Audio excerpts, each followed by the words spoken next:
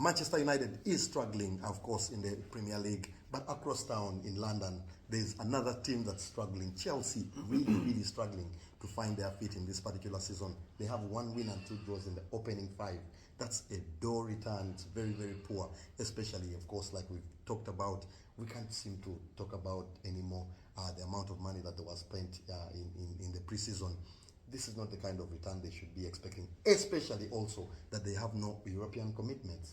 Yeah, Tony, this is not what Chelsea foresaw. Not even the fans, not even the opponents. I'm sure not even the players themselves. Because you've said 5 points out of a possible 15. Mathematically, that is already 10 points adrift of the leader.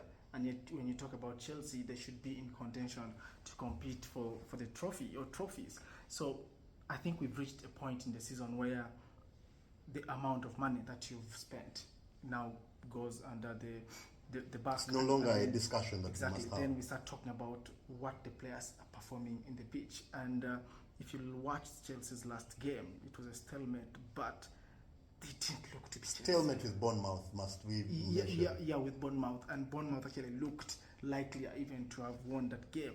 So you look at the players right from the back to the front, Chelsea struggling, and I'm failing to see where Chelsea is going to pick up from. Yes, we mentioned Caicedo did not play in that game. He arrived late from the international commitments, but still Caicedo is a holding midfielder.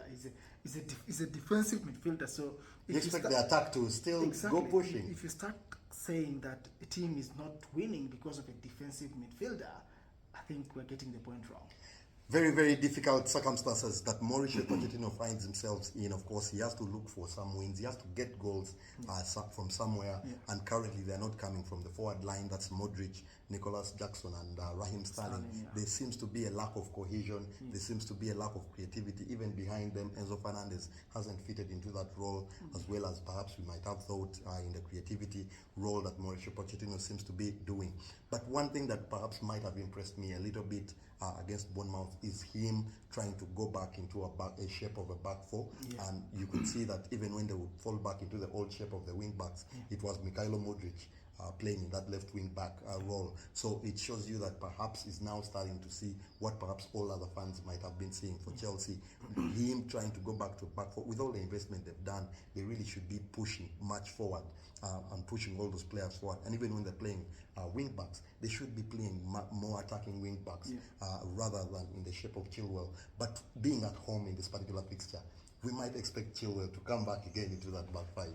Yeah, Tony, I think so, because you've said they played Modric last time in that role of Chilwell, and that was because the opposition was Bournemouth. That is more of a lesser side compared to Aston Villa.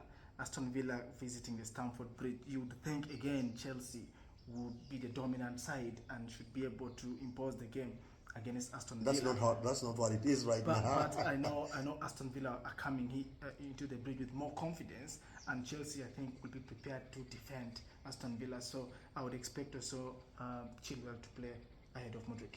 Very interesting. Of course, Aston Villa come into this game on the back of a loss in their European commitments, but they won last time out in the Premier League, beating, of course, Crystal Palace 3-1. Very big result. Of course, they have 9 points so far out of a possible 15. That's a big return for a team like Aston Villa, who are again showing that they can push for European places even this season, even trying to aim higher. This is an Aston Villa side team that has all the materials to hurt a team like Chelsea when they find it in their frail state like the way it is. Yeah, the way Chelsea look, I think Aston Villa can give this game a go. But I don't want to overpraise Aston Villa, because we thought Liverpool, they would tempt Liverpool. Then they totally looked out of sorts against Liverpool. But I think against Chelsea, for sure, there is something for Unai Emery's team to sniff at. They will definitely be interesting. It will be interesting to see how this game pans out. Of course, Aston Villa having had that midweek game and Chelsea having rested the whole week, might that play a bit perhaps in the favour of Chelsea having rested? But we've talked before that players keeping on playing sometimes gives them the sharpness sharpness to play in the other games. So it will be interesting to see how both managers, Unai Emery and Mauricio Pochettino, approach this game at Stamford Bridge, of course, kicking things off at 4 p.m. on Sunday. That's Super Sunday, of course, with multiple other games happening at the same time. Your prediction, team, in this one? I've gone for a draw in this one. I think Chelsea will get 2 goals, and so will Aston Villa. So 2-2 again. 2-2 again, Timothy. Yeah, he's smelling a lot of goals coming from the weekend. Of course, don't forget to share with us your predictions as well from back home. I think Chelsea has to look deep into themselves and find something, but this is not the kind of game as well. I don't think they can find even a single point in this one. I've gone for an Aston Villa win away from home.